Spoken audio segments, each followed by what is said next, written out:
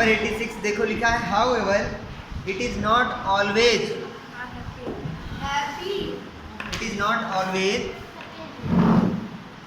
अ happy ending. Rains often create problems. बहुत सारी problems rain से होती हैं। इस बार देखो इतनी ज़्यादा प्रॉब्लम हो गई कि 3 दिन तुम लोग पढ़ नहीं पाए। हाँ लिखा है can you list some of the problems. कुछ प्रॉब्लम्स को लिस्ट कर सकते हो, लिख सकते हो। टीचर और पेरेंट्स के साथ वो प्रॉब्लम्स डिस्कस करनी है जो जो बारिश में होती है।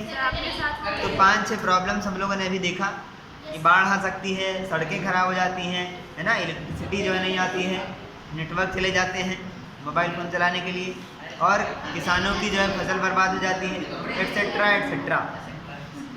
आगे है in nature itself there are certain situations that can sometimes create disasters and pose threat to humans, animals and plant life. दो इसी तरीके की कंडीशंस के बारे में बात करेंगे। किस तरीके की कंडीशन? जो नेचुरल डिजास्टर होते हैं, यानी कि प्राकृतिक रूप से ऐसी कोई आपदा आ जाए जो बारिश की वजह से आए या पानी की वजह से आए, या जो अभी हम पढ़ के आए हैं अनइवन हीटिंग ऑफ, है ना, उसकी वजह से आती हो। उसमें पहली दी है थंडर स्टॉर्म, दूसरी दी है साइक्लोन। क्या इनके बारे में तुम लोगों ने कभी कुछ पढ़ के आए, पढ़े हो, सुना है? तो इसका मतलब तुम लोग बहुत अच्छी जगह पर रह रहे हो जहाँ पे ऐसा कभी कुछ हुआ नहीं। हुआ है? तो 8.5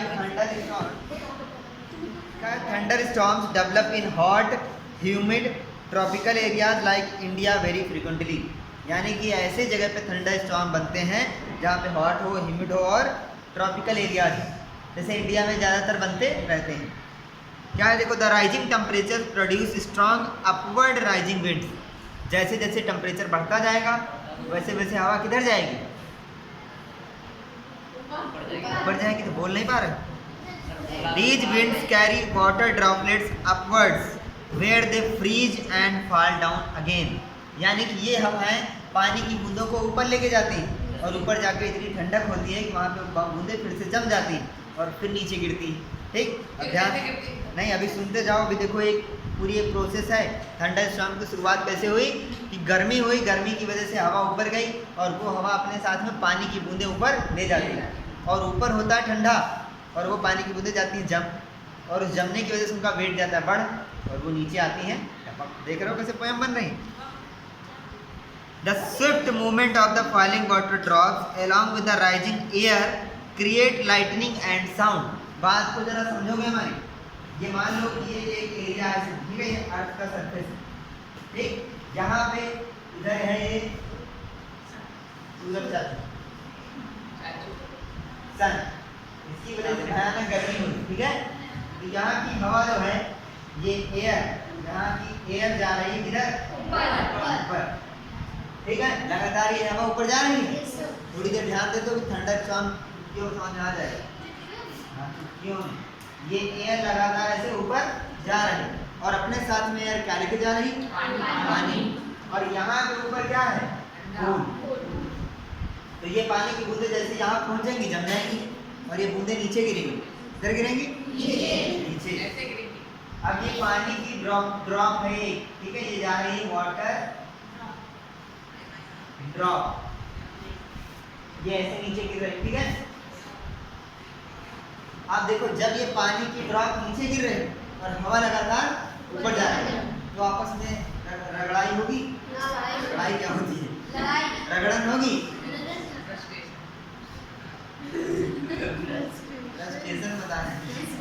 ये आपस में रगड़ेंगी, जो नीचे ही गिर रहे हैं हवा ऊपर जा रही होगी।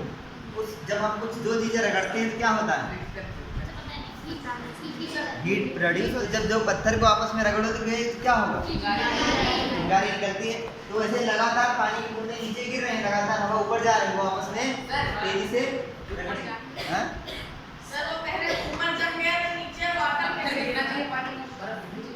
जब वो वहाँ से यहाँ तक आया तो वहाँ से चला तो था बर्फ बन के, ठीक है, ड्रॉपलेट बन के बढ़िया भारी बन के, नीचे आते आते उस पर तो फ्रिक्शन लगा गर्मी की वजह से वापस फिर वो क्या बन जाता है? अच्छा सा जो रेस्टोरेंट करता है उसमें आग लग जाती है। क्यों कि लग जाती है? कोई वहाँ माचिस लगा के नहीं बैठा है, एयर से उसका जो है रगड़न हो रही। अभी तुमको अगर बहुत तेज़ी से आते फिर अभी तुम चलते हो नॉर्मल तो हवा तुमको पता नहीं चलती है, लेकिन बाइक पे तुम आगे बैठोगे पापा के साथ टंकी पे, वापस के तो भगाओ। जो हवा लगेगी, लगती कि नहीं लगती? और जब फुल स्पीड में पापा तो और तेज हवा लगेगी कि नहीं? ये डाल दें। थंडर स्टॉर्म होता है जब बहुत ज़्यादा गर्मी हुई, उसके ही तुरंत बाद क्या होने लगी? तो थंडर स्टॉर्म आने के चांसेस बढ़ जाते हैं। जानते हो कैसे? जब गर्मी हुई, मान लो कि अभी स्कूल वाले इस कैंपस को लेते हैं ठीक है, ज़्यादा बाहर नहीं जाना, यहाँ समझना थोड़ी देर। अभी थंडर स्टॉर्म पूरा क्लियर। सोचो स्कूल के कैंपस में बहुत ज़्यादा गर्मी आज पड़ जाए 10-11 बजे तक, तो यहाँ की सारी हवा ऊपर जाएगी उठ के, और ऊपर गई, साथ में इस स्कूल के आसपास जो पानी है, पानी की बूंदे वो भी ऊपर ले गई, वो ऊपर पहुँच गई, और ऊपर अभी भी क्या है? ठंडक है वहाँ पे। वो पानी की बूंदे ऊपर जाके जम गई। जब वो जम गए, उनका वेट गया बढ़, वो नीचे आना शुरू हो गई। हवा अभी भी लगातार ऊपर जा रही, क्योंकि क्या हो रही है? गर्मी अभी भी हो रही। तो हवा ऊपर जा रही, पानी की बूंदे नीचे आ रही, दोनों में रगड़ पैदा हो गई, और एक बिजली उत्पन्न होगी, लाइटनिंग। जो ये आवाज़ आती है, बिजली आवाज़ आती है, बहुत बिजली कड़कती है, वो इसी तरीके से हो रही है। हाँ, कुछ भी, कोई भी दो चीज़ों को रगड़ोगे तो क्या होगा? चिंगारी होगी, हीट होगी, है ना? तो वैसे इलेक्ट्रिसिटी प्रोड्यूस हो जाती है। और अब यही जो थंडर स्टॉर्म इस तरीके की कंडीशन हो, तो इसमें उन्होंने कहा है कि हमको निम्नलिखित प्रिकॉशंस इस्तेमाल करने, यूज करने होंगे, ये फॉलो करने होंगे। पहला लिखा है do not take shelter under an isolated tree. If you are in a forest, take shelter under a small tree. Do not lie on the ground. समझ रहे हो? ज़्यादातर कुछ भी भूकंप वगैरह आता है, कुछ भी ऐसे आपदा आती है, प्राकृतिक आपदा, सबसे पहले हम लोग यही करते हैं कि ज़मीन पे लेट जाते हैं, है ना? और क्या करोगे? मान लो अभी यहाँ पे ये बिल्डिंग पूरी हिलने लगे, ऐसे क्या करोगे? नहीं, बात पहले सुनो, अभी दोनों को रिलेट करना है। मान लो अभी यहाँ पे बिल्डिंग पूरी हिलने लगे, क्या करोगे तुम लोग? इसके नीचे जाओगे ना? तुम लोग सब लोग जल्दी बताओ। अब सब इसके नीचे नहीं जाएंगे, कुछ भागेंगे इधर उधर, कुछ घर की तरफ अपने भागेंगे, है ना? खुले एरिया में जाएंगे, खुले एरिया में जाओगे। हाँ, और जब तक खुले एरिया में जा रहे हो तभी तक अगर दब गए, सबसे अच्छा यही है भूकंप आएगा। हाँ, जब ये आएगा, जब ये थंडर स्टॉर्म आएगा, तो आइसोलेटेड ट्री, यानी कि कहीं पे अकेला एक पेड़ लगा हुआ है, उसके नीचे जाके, ये नहीं कि उसके नीचे जाके बैठ गए कि हम इसकी छाया में बैठे हुए, नहीं, वो अकेला लगा होगा, बिजली आके उसी के ऊपर गिरेगी, जैसे हॉकी में दिखाते हैं, हॉकी अंडा का क्रोधस में, वैसे तुम्हारा भरता बन जाएगा। दूसरा, if you are in a forest, take shelter under a small tree. छोटे प्लांट के नीचे क्या लेना है? छोटे पेड़ के नीचे शरण लेनी है, बड़े के नीचे नहीं। जानते हो क्यों? जितना बड़ा होगा उसमें बिजली की कनेक्शन जल्दी होने का होगा, यानी बिजली उसी पे गिरेगी और तुमको लेट डूबेगी। Do not lie on the ground. जमीन पे लेटो नहीं। क्यों? अर्थिंग मिल जाती है जमीन को, ज़्यादा बिजली आती है, जमीन में गिरती है, अर्थिंग मिलेगी, नीचे से करंट मारेगी तुमको, कहोगे आइए।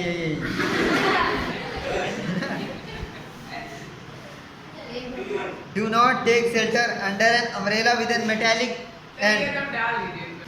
अगर किसी में कोई छाता, ऐसा ज़्यादा छाता ऐसे होते हैं, मेटेलिक एंड होता है, ऊपर उसके एक चोंच निकली रहती है, वो वाला छाता लेके नहीं टहलोगे। उसी छाते में ऊपर करंट पकड़ा, बीच में। Do not sit near a window. Window से दूर हट जाओ, विंडो के पास नहीं बैठना, बाहर से करंट आई सीधे कान ही उड़ा गई। ओपन गैराज, खुले हुए गैराज जो होते हैं, ऊपर टीन सेट नहीं होता, उसमें नहीं बैठना है। गैराज में लोहे का सामान सब होता है, इसलिए उसमें करंट जल्दी होगी। स्टोरेज सेट्स, जहाँ पे स्टोर किया जाता है चीज़ें, आलू की जहाँ पे स्टोर किया जाता है, या फिर जहाँ पे गेहूँ वगैरह स्टोर किए जाते हैं। अभी रुके रहो, आगे देखो। मेटल सेट, इनके नीचे तो बिल्कुल नहीं बैठना। मेटल का होगा उसमें जल्दी वो जो है करंट गिरेगी, उसमें ऊपर ही करंट आई वहाँ से, और तुम नीचे बैठे हुए हो, ऊपर पूरा सब करंट दौड़ रहा है, तुमने कहीं हल्का सा भी छू लिया, मिला मजा। A car और a bus is a safe place to take shelter। Car और बस में सेफ है, लेकिन तब तक जब तक वो तुम मेटल वाले पे ना बैठे हो, यानी कि बस ज़्यादातर पूरी मेटल की होती है, तुम अंदर बैठे हो, तुमको लग रहा है कि सीट पे बैठे हो और नीचे मैट बिछी हुई है, तो करंट नहीं मिल रही। लेकिन अगर बस ऐसी है कि नीचे मैट नहीं है, तो उसमें ना बैठ, फिर वो तुम्हारे लिए भक्षक हो जाएंगे, रक्षक नहीं होंगे। कार में हो, अगर पूरी प्रॉपर कार हो तब, समझ रहे हो कि नहीं? If you are in water, get out and go inside a building. पानी में अगर तैर रहे हो तुरंत निकलो। बहुत दूर हो तो सर? दूर हो तो फिर कह दो हे प्रभु हम तुम्हारे पास आ रहे हैं। थंडर स्टॉर्म कैसे साइक्लोन बन जाता है, अगला टॉपिक हमारा यही है। साइक्लोन पहले होता क्या है किसी को? थंडर स्टॉर्म के बारे में पढ़ा गया था। क्या होता है जब कहीं पे गर्मी ज़्यादा पड़ती है तो गर्म हवा ऊपर उठती है और अपने साथ में वाटर वेपर्स भी लेके जाती है, और वो वाटर की जो वेपर्स हैं वो ऊपर जाके लिक्विड में कन्वर्ट हो जाती हैं, सॉलिड में, फिर वो वापस नीचे गिरने लगती है। और ये जो गर्म हवा ऊपर जा रही है लगातार जाती रहती है, इन दोनों के बीच में टकराव होता है, रगड़ते हैं और उससे क्या होता है? इलेक्ट्रिसिटी प्रोड्यूस होती है। ठीक, अब यही थंडर स्टॉर्म साइक्लोन कैसे बन जाता है देखते हैं। लिखा you know that water requires heat when it changes from liquid to vapour state. यानी कि अगर वाटर को हमें लिक्विड से वेपर स्टेट में कन्वर्ट करना है तो इसको क्या चाहिए? क्या चाहिए? हीट। ठीक, अगर वाटर को लिखा does the water give back heat when water vapour condenses into liquid. अब पूछ रहे हैं कि जब वाटर वेपर को वापस हम लोगों ने लिक्विड में कन्वर्ट किया तो क्या वो हमको हीट वापस देगा? ये प्रश्न वैसे ही है जैसे हम इस फैन को इलेक्ट्रिसिटी देंगे तो ये फैन राउंड करेगा, घूमेगा, लेकिन क्या हम इस फैन को घुमाएं तो हमको वापस इलेक्ट्रिसिटी देगा? नहीं देगा। लेकिन यहाँ पे अभी देखते हैं क्या होगा। आगे लिखा है can you recall any experience to support this. इसको सपोर्ट करने के लिए क्या कोई एक्सपीरियंस बता सकते हो? नहीं बता सकते ना। आगे लिखा है बिफोर क्लाउड फॉर्मेशन, बादलों के बनने के पहले water takes up heat from the atmosphere to change into vapour. यानी कि बादलों के बनने के जस्ट पहले वाटर, पानी की बूंदें जो हैं वो लेती हैं, water takes up heat from the atmosphere to change into vapour. यानी कि पानी भाप बनने के लिए गर्मी कहाँ से लेता है? एटमॉस्फेयर से। पानी ऊपर उड़ा हुआ है, वो गर्मी कहाँ से लेगा? एटमॉस्फेयर से गर्मी सोख लेगा और वो किस में कन्वर्ट हो जाएगा? बोलो, वेपर में, वाटर के वेपर में। आगे लिखा है when water vapour changes back into liquid from a rain drop. जब वो वाटर वेपर वो भाप वापस पानी में बदलती है तो वो रेन की, बारिश की एक छोटी सी बूंद बन जाती है। आगे this heat is release to atmosphere. तब हीट कहाँ रिलीज होती है? एटमॉस्फेयर। यानी कि जो पहले प्रश्न पूछा था उसका आंसर दे दिया है कि जब वाटर वेपर कन्वर्ट होगा किसमें? लिक्विड में, तो हीट प्रोड्यूस। ठीक, समझ गए कि नहीं? आगे देखो the heat release due to the atmosphere warms the air around. जब वाटर वेपर लिक्विड में कन्वर्ट होगा तो आसपास के माहौल में गर्मी बढ़ेगी कि ठंडी? अभी कुछ लोग की समझ में नहीं आ रहा, वो लोग अभी भी संडे में खोए हुए हैं। कल संडे था। देखो हमने पढ़ा है कि जब वाटर के वेपर ऊपर पहुंच जाते हैं, लिक्विड है अर्थ में, मान लो कि एक नदी है उसमें क्या भरा हुआ है? लिक्विड। वो जब गर्म होगा तो क्या किस में कन्वर्ट हो जाएगा? वाटर वेपर में। और ये गर्मी उसको कहाँ से मिली? एटमॉस्फेयर से। हाँ, वो एटमॉस्फेयर से कहो मिली उसको गर्मी, वो ऊपर गया वेपर के रूप में और ऊपर पहुंच गया, तब वो किस में कन्वर्ट हो गया? वाटर वेपर, वाटर ड्रॉपलेट्स में, बूंदों में। तो वापस उसने वो जो हीट लिया था वो कहाँ छोड़ दिया? एटमॉस्फेयर में। इतना क्लियर है? ठीक, आगे देखो लिखा है the air tends to rise and causes a drop in pressure. जब एयर ऊपर जाती है, ऊपर निकल जाती है तो प्रेशर कहाँ कम हो जाएगा? नीचे प्रेशर कम हो जाएगा क्योंकि वहाँ पे एयर नहीं बची। आगे more air rushes to the centre of the storm. अब जहाँ पर ये तूफान हो रहा है, देखो मेरी बात समझना जरा, थोड़ा सा डायग्राम बनाए। ये मान लेते हैं कि एक तालाब है, ठीक है, जहाँ से पानी की बूंदें ऐसे ऊपर की तरफ जा रहे हैं वेपर के रूप में। किसमें? इसका जो स्टेट है वो तुमको अपने दिमाग में लेके चलना है। यहाँ पे लिक्विड था, उड़ के जा रहा है तो वेपर, ऊपर फिर यहाँ पे जो है ये कन्वर्ट हो गया किसमें? ड्रॉपलेट। ठीक, अब वो भी पता है हमें जब यहाँ से ऊपर की तरफ गया तो हीट जो है इसको इसने ली थी, फिर यहाँ पे हीट इसने दे दी। अब जब ये सब हो रहा है, यहाँ की हवा ऊपर चली गई तो यहाँ पे प्रेशर क्या हुआ? कम हो गया। ठीक, तो आसपास की हवा इधर आने लगी, इधर की हवा इधर आई, इधर की हवा इधर आई। ठीक, ठीक है ना? अब एक चीज ये हो गई कि हवा इधर आ रही है और एक लगातार ऊपर हवा जा रही है। तो हवा इधर से आएगी ऐसे, ये वाली इधर आएगी ऐसे गोल गोल, और साथ में ऊपर भी उठती जाएगी। समझ गए कि नहीं? जैसे मान लो यहाँ पर हम इस एरिया को, इतने एरिया को मान रहे हैं कि ये तालाब है, ठीक है? और यहाँ पे पानी भरा हुआ है कौन सी फॉर्म में? यहाँ बहुत ज़्यादा गर्मी हो, ठीक? तो क्या होगा? ये वाटर जो लिक्विड में भरा हुआ है कन्वर्ट हो जाएगा वेपर में, तो ये पानी ऊपर की तरफ उठने लगेगा। सिर्फ पानी नहीं उठेगा, यहाँ की हवा भी साथ में जाएगी। यहाँ की हवा ऊपर चली गई तो यहाँ पे एयर बचेगी कि नहीं? तो प्रेशर हो जाएगा कम, आसपास की हवा इधर आने लगेगी, इधर से भी आएगी, इधर से भी आएगी, इधर से भी आएगी, ठीक? और यहाँ की हवा लगातार ऊपर जा रही है, तो ये लगातार ऊपर जा रही है, सारी हवा आएगी, इसमें मिक्स होती जाएगी ऐसे गोल गोल, और ये ऊपर भी उठती जाएगी। ये गोल गोल ऐसे घूमेगा और साथ में ऊपर भी जाएगा। इसी को क्या बोलते हैं? जाया।